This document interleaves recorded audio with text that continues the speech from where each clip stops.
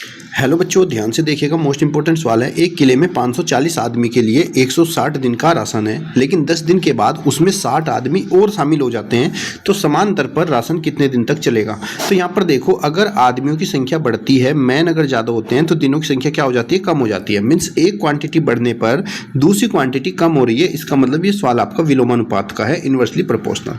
करेंगे कैसे? 540 आदमी थे और ये 160 दिन तक भोजन कर सकते थे, लेकिन 10 दिन के बाद यानी कि 10 दिन तक इन्होंने भोजन कर लिया। अब क्या है, हमारे जो 540 आदमी हैं, इनके लिए अभी जो भोजन बचा हुआ है वो 150 दिन के लिए बचा है। क्यों? क्योंकि 10 दिन के बाद आए हैं 60 आदमी, 10 दिन तक इन्होंने इसमें से भोजन कर लिया है। 160 दिन था तो 10 दिन इसमें से माइनस कर देंगे तो हमारे पास 150 दिन का भोजन बचा है।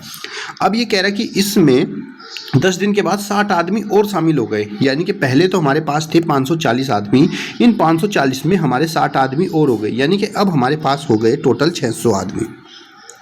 इन 600 आदमी के लिए ये भोजन कितने दिन तक चलेगा, हमें ये बचाना है। तो हमने मान लिया ये भोजन आपका x दिन तक चलेगा। अब क्योंकि जब विलोमानुपात होता है ऐसी कंडीशन में man into days is equal to man into days होता है, ये आपका एक कांस्टेंट टर्म होता है। तो यहाँ पे हम सोल्व करेंगे 540 into 150 is equal to 600 multiply by x.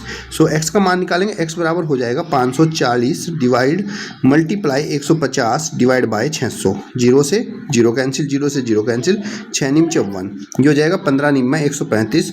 तो अब ये जो भोजन है वो 135 दिन तक चलेगा। ऑप्शन नंबर ए आपका राइट आंसर। तो कभी भी अगर एक क्वांटिटी बढ़ रही है उसके अकॉर्डिंग दूसरी कम हो रही है, तो ऐसी कंडीशन में वो सवाल हमेशा विलोमानुपात का होगा।